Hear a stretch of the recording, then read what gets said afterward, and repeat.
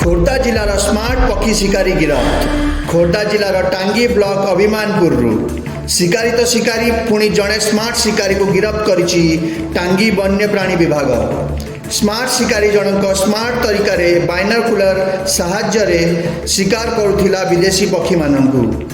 उच्च स्थान रे रही बाइनोकुलर व्यवहार करी वन्यप्राणी विभाग पेट्रोलिंग टीम उपरे नजर रखुथिला शिकारी।